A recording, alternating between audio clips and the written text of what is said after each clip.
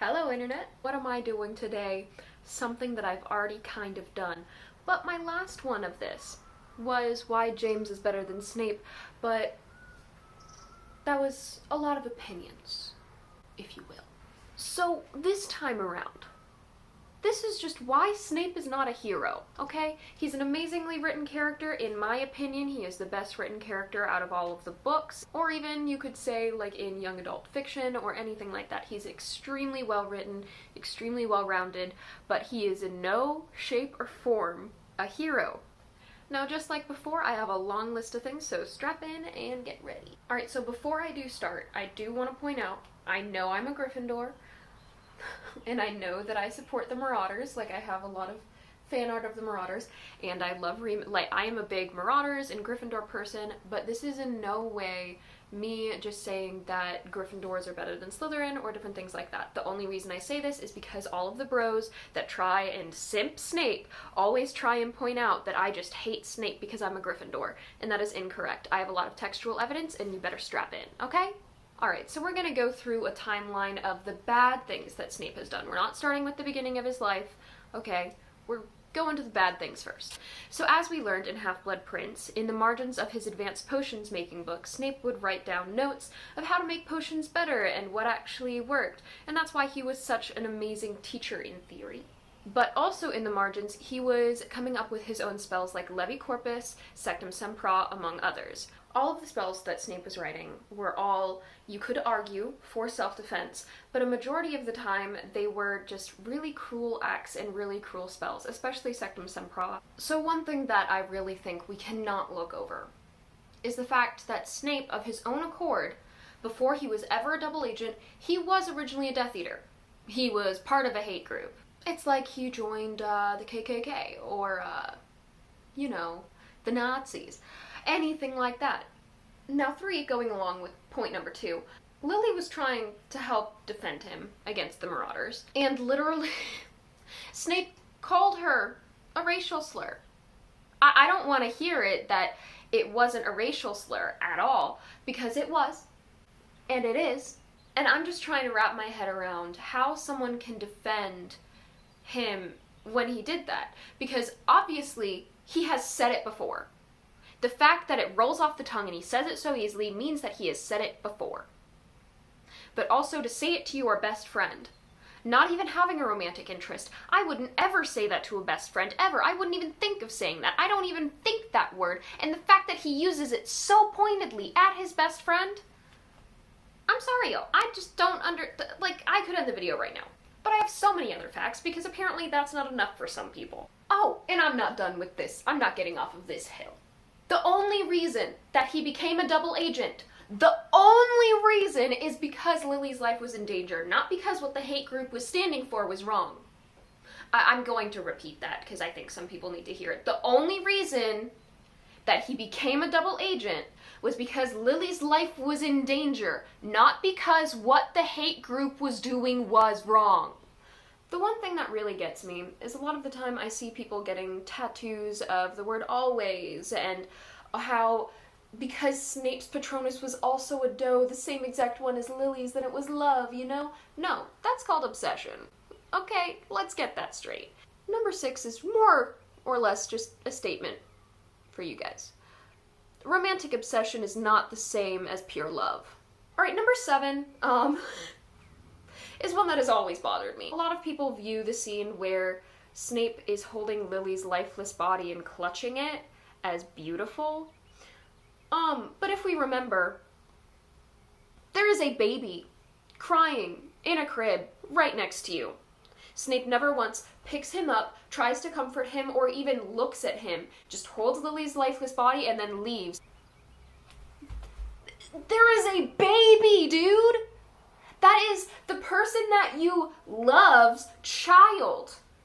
If you actually cared about her, you would care to that child. Now the biggest section of all of this. Yes, Snape was bullied. However, that does not give him the right to bully students. You are a full-grown man. You should be able to not take out your childhood trauma on other kids and make them have more childhood trauma than you have. Okay? All right. Before I say number 9, I'm just going to state a couple facts and fill you guys in if you forgot about this, you haven't read the series in a while or anything. But the prophecy stated of a boy that was born at the end of July that had parents that had thrice defied Voldemort. That baby boy was going to defy Voldemort. Fun fact, both Neville and Harry were born at the end of July, but because the Longbottoms were basically tortured to death, almost, worse than death, Voldemort assumed that it was Harry. So one thing that follows Neville into his school years is the fact that Snape resents him because it could have been him, and Lily could still be alive. So keep that in mind going into these next things. One of the biggest reasons why Snape bullies Neville the most is because if Voldemort had chosen the Longbottoms instead, then Lily would still be alive and he would have his I can't even say it, I hate it so much. His precious obsession love with him. So, number 9, in the early books, when they are in potions class, Neville is not the best in this class. He's really nervous. So when he's making one of these potions, it starts turning into something that would definitely kill someone if he drank it.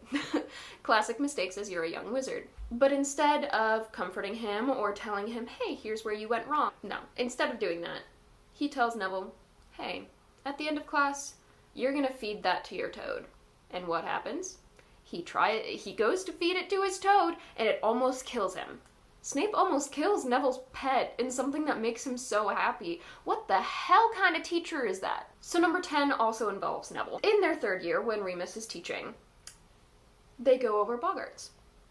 And I don't really need to spend that much time on this, but the sheer fact that a little 13-year-old boy's worst fear in his entire life, other people are having, like, Dementors, snakes, for Remus, the moon, like these big things that really impact them, and you can tell and track them in their entire storylines, how badly that fear affects them.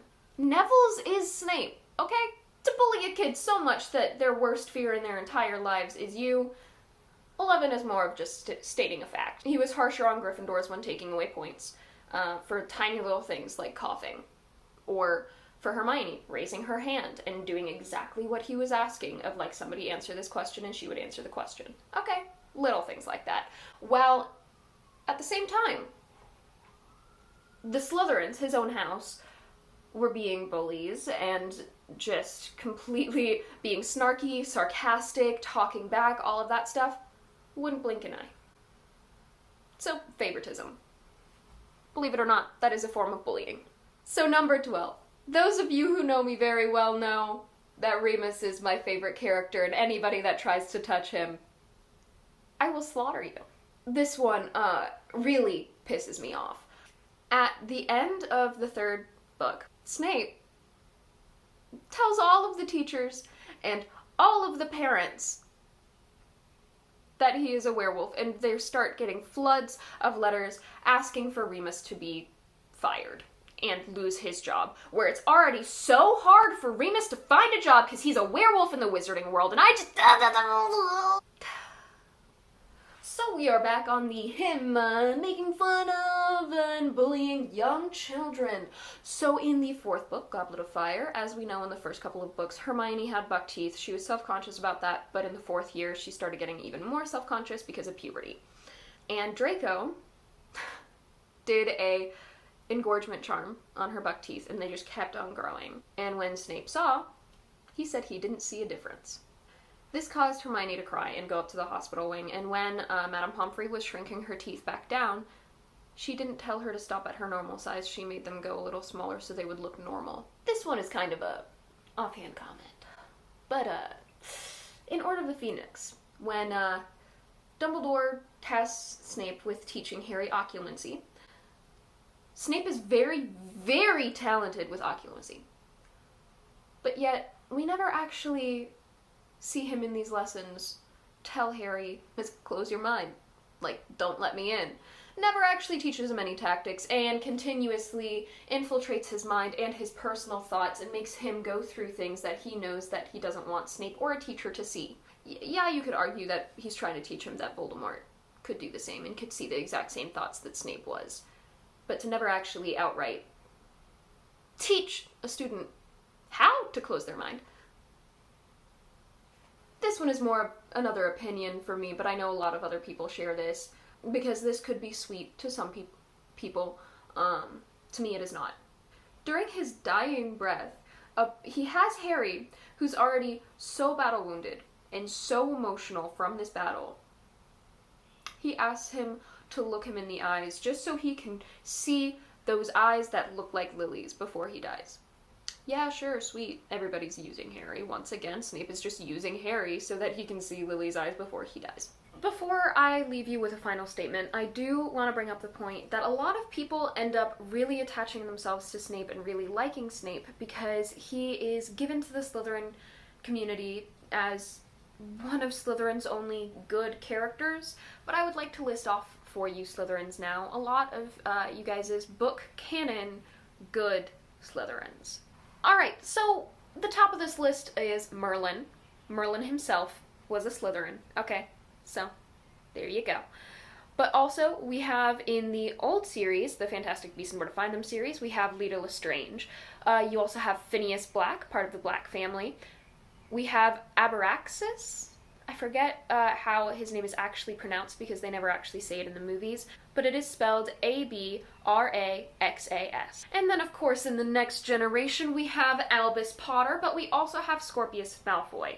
Those are both really good Slytherins. Now, we might all have very conflicting opinions whether we actually personally like the personality of Slughorn, but Slughorn is a very good Slytherin. Now, Narcissa is a little wary, but the one of the three Black sisters that is undoubtedly one of the best Slytherins in history was Andromeda Tonks, or Andromeda Black. She is Nymphadora Tonks' mother. Please look into her story. And, of course, the one that I really want Slytherins to focus in on instead of Snape, if you guys really want a hero, like a real big hero, Regulus Arcturus Black. Amazing. The only reason that he was ever a Death Eater was because he was raised in the Black family and forced to, and he dropped it and found out that Voldemort had Horcruxes and went to destroy them and gave the necklace to Kreacher and told him to go destroy it as he was being clawed to the bottom of that lake and died at the bottom of that lake. That is a hero, ladies and gentlemen. That is a hero. Alright, so my last point before I leave you guys. So I know that J.K. Rowling is a little iffy with us these days, but this is in her very early days of right after Deathly Hallows came out. It was an interview with, who was it with? NBC. And they were just asking questions about the book. They had a bunch of kids there. Now, the only reason I'm not going to actually put this video in here is so that I don't get copyrighted and demonetized. And I will leave this video of this news source in the description below. But the interviewer at the beginning of this interview asked, was Snape always intended to be a hero? And J.K. Rowling laughed, and I quote, she said, is he a hero? You see, I don't really see him as a hero. He is spiteful, he is a bully, and all of these things are still true of Snape even at the end of this book. But was he brave? Yes, immensely. The one thing in this interview that I love more than anything is this little girl. She looks about 8 years old. She asked J.K. Rowling, if Snape didn't love Lily, would he still protect Harry? And y'all, J.K. Rowling responded, no, he definitely wouldn't have done. He wouldn't be remotely interested in what happened to this boy. But if that doesn't prove my point, I don't know what will. At the end of the day, most of these are facts. However, it is my opinion, and I understand that people come from all walks of life, and definitely there are some people that will view Snape as still a good person. This video is not necessarily me slandering him and not being a good character or anything like that. I purposefully am making sure that this title of this video is why Snape is not a hero. Okay? Not... In my opinion, he's a bad person. My opinion, should be yours too. But at the same time, haha. If anything, I have just brought another light to Snape and how to view him, and maybe some things that you didn't know about him if you just watched the movies, that now you are more aware of just how much of a bad person Snape is. But anyway, happy quarantine, guys. This is what I'm doing, and what I'm thinking about is just a bunch of Harry Potter. Yeah! But I seriously hope you guys are doing well in this really bad and weird, anxiety-inducing time. But don't forget that even though we're quarantined, we can still be our best self. Right? Bye, guys. Bye.